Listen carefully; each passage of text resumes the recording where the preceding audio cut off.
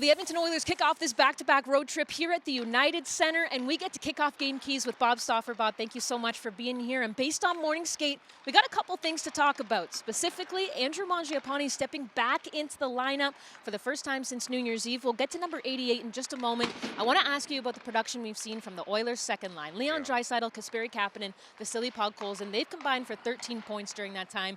What do you like about what you're seeing from them? Well, it's interesting because when we were here last year a couple times, Paige, I know that Jeff Skinner played one of the games with Leon and Podkolzin, and Victor Arvidsson played the other game with Leon and Podkolzin. So, you know, there's a reoccurring theme, Leon and Podkolzin. And I think that Leon's come to really appreciate the consistency of the work rate that Vasily provides the Oilers.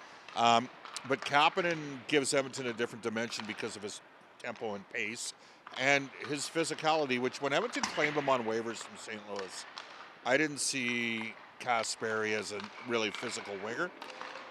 But when he got integrated into the playoffs last year and was effective against Vegas in round number 2, and let's not forget that line was the line that scored the game-winning goal in overtime in Game 5, it was clear that Kasperi had some more dimensions to his game, certainly than I thought, and I think he's been an important addition coming back in the lineup.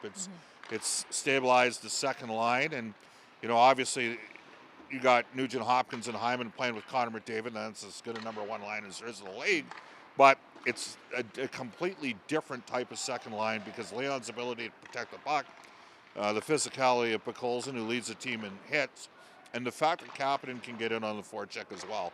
And it's given Edmonton a little bit different dimension as a result. And Kapanen's come in and he's made an impact. I know it's just been 3 games since returning from injury, but he really has. He has made an impact, and the Oilers have needed that right now because, Edmonton's 4th in the league in goals for, but they're 1st in the league in power play. So Edmonton's got to score more 5-on-5, and that's certainly going to help them do that. We talk about impact. Someone who wants to make an impact is Mangiapane. Steps back into the lineup tonight. We'll see him on that third line with Roslovic and Matt Savoy. What do you need to see from number 88? Well, I think, first of all, we've got to recognize we're on a father's trip, and in a perfect world, every player plays in this trip, right? Yeah. So let's recognize that. I would expect Isaac Howard to play tomorrow in Nashville.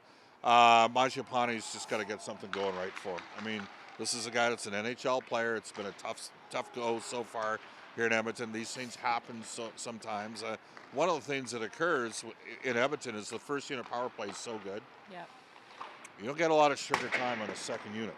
And sometimes when you're struggling a bit 5-on-5, if you never see the ice and you got an offensive dimension to your game, but you're not on the a very good first unit power play, you don't get those bonus points to maybe get going a bit. So he just needs something positive to happen.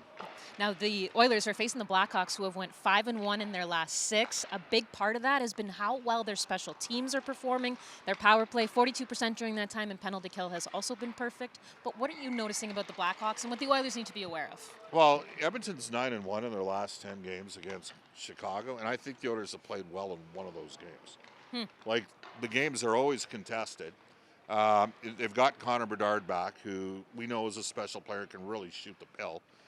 So, their defense probably isn't a defense. Sam Renzel, I think everybody down here thought that he was going to, just step right out of the NCAA and step right in and make an impact. They've taken a step forward, there's no question. And a lot of that has to do with Spencer Knight, who we're going to see in goal tonight. He had a great start here, tailed off a little bit, but, now that, and they got healthy because they were sick over the course of the weekend here. But Knight's going to get the start, and he is their number 1 goaltender of the future. And they're slowly starting to take some steps forward. Here's the thing with Chicago. They got a ton of cap space in the offseason. They got 7 first-round picks currently not playing on the team. Like next year, Anton Frundell, the 3rd overall pick. He is a stone-cold mortal lock to be on their team next season in their top 6. Like, he's a top 6 player.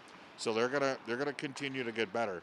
And again, I got to reiterate this point. At no point have the Oilers dominated the Blackhawks. I know the record says 9-1, but they got a couple overtime wins in those games, including the one earlier this year that Bouchard finished off. So it's going to be a tight challenge tonight. You mentioned earlier it's the Oilers' father's trip. Of course, they're enjoying morning skate just behind us and looking proudly on their boys. What's the general energy that you sense from the dads? Well, I'm getting old. That's what I'm sensing. You were in junior high school. The first one I remember was the 2011. You're right. I met Steve Hall and Roger Nugent Hopkins, or Roger Hopkins, and so it's interesting with these, right? Like you can see one of the things you notice, a little bit older team, right? And some guys have brought some other family members and some other mentors and that sort of thing. So it's, I would have to think that the Blackhawks are probably sitting there saying, wait a second, we just did this. We had another Washington came in and did their father's trip and went Chicago, Nashville, and now Edmonton's doing Chicago, Nashville.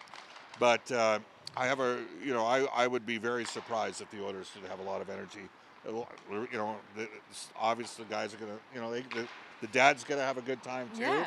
But the best way to have a good time is to watch your kids go out there and perform. So I'm looking forward to see how the Oilers play tonight. A lot of people to impress tonight, and this guy, he always impresses. So, Bob, I thank don't you. know about that. Oh, I know it for sure, and you know it as well. And we know that we'll see you tonight here at the United Center. Can't wait.